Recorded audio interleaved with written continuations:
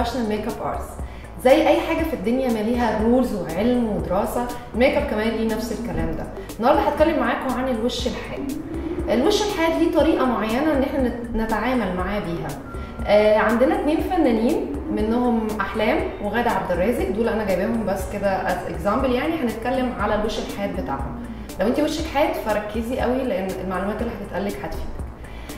احلام عندنا انا مش عارفه هي ليه مصره على ان كل هي وشها حاد، فهي مصره ان هي تعمل كل حاجه حاده في وشها، وده السبب اللي كلنا استغربناه في البرنامج بتاعها الاخير في اخر ظهور ليها يعني. وكلنا كنا بنسال هي ليه احلام شكلها كده، هي ليه احلام اتغيرت. زائد في حاجه انا مش فاهماها، هي انت اوريدي عملتي عمليه تجميل في مناخيرك، شابو، لكن ايه لازمه بقى ان انت تعملي كونتور جامد قوي على مناخيرك؟ يعني مش مفهومه بصراحه. انت وشك حاد، الكونتور لازم يكون هادي وبسيط. مش هي دي خالص الطريقه اللي تعملي بيها الكونتور يا احلام. الفكره بقى ان احلام بتتعامل مع ميك اب ارتس عالميين، يعني ناس ليها اساميها في الوسط وعاملين لفنانات كتير وشغل محترم جدا. انا معرفش ليه كلهم بيجوا عند احلام وبيقفوا، اعتقد ان هي بتفرض رايها عليهم، انا ما عنديش اي تفسير تاني غير كده. هل الكونتور ليه درجات؟ ليه درجات في الحديه، في كونتور هادي وفي كونتور حاد، الوش الرفيع بيتعمل له كونتور، الوش التخين بيتعمل له كونتور تاني.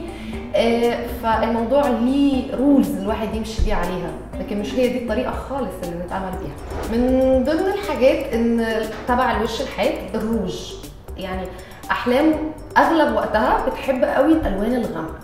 اولا انت بقك كبير نوعا ما كبير، دي اول حاجه ما ينفعش معاها خالص الالوان الغامقه قوي دي، النبيتي، الاحمر الجامد، الحاجات دي.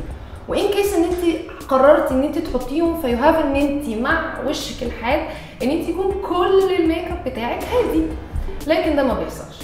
هي لازم بتطلع كده منها في حته، يعني مثلا عينيها الصغيره، هي عندها عين ضيقه، العين الضيقه دي يا بنحط من جوه ابيض يا بنسيبها ناتشرال، ما بنحطش حاجه. فلما الاقي ان هي بتحط اسود وبلاندنج من تحت وكونتور حاد وروج غامق، فالموضوع مزعج للي بيشوفه يعني.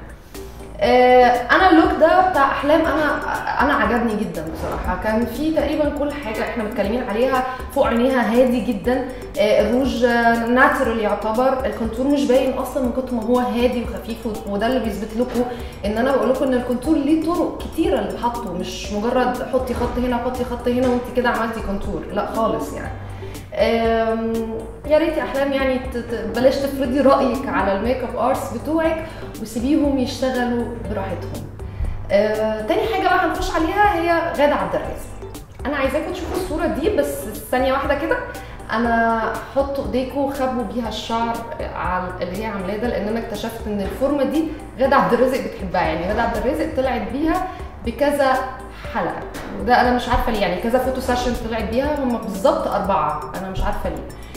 هنا ميك اب غادة عبد الرازق انا عجبني، بصوا الكونتور هادي، الروج هادي، عينيها بما ان هي عندها عين واسعه فالموضوع مش يعني ممكن تعمل في عينيها اللي هي عايزاه، رغم ان انا بفضل مع الوش الحاد ان الالوان تكون اهدى بكتير، يعني حتى الاسود يكون بلاندد ما يكونش اسود صريح كده. بس انا برضو الشعر مضايقني قوي بصراحه، مش عارفه اوكي. هنا بقى انا معرفش هي ازاي بجد ازاي قدرت تطلع التلفزيون بالمنظر ده. يعني معلش يا جماعه، هي غادة عبد الرازق عندها وشها طبيعه وشها، يعني الوش المحفر، في ماتيريال بتتحط للوش ده، ففي الاخر بتطلعه حته واحده. لكن ايه ده؟ ايه الروج ده اصلا؟ مش هتكلم على الشعر تاني، هي غادة عبد الرازق خلاص يعني هي اتعلمت معايا على الشعر، لكن الميك اب هنا بشع بجد، ما ينفعش، مش هي دي خالص اللوك اللي تطلعي بيه على التلفزيون خالص، ومش هي دي طريقه ان انت تحطي ميك اب لو انت شعرك وشك حاد، ومش هي دي الشعر، معلش الشعر ما يطلعش كده ابدا يعني.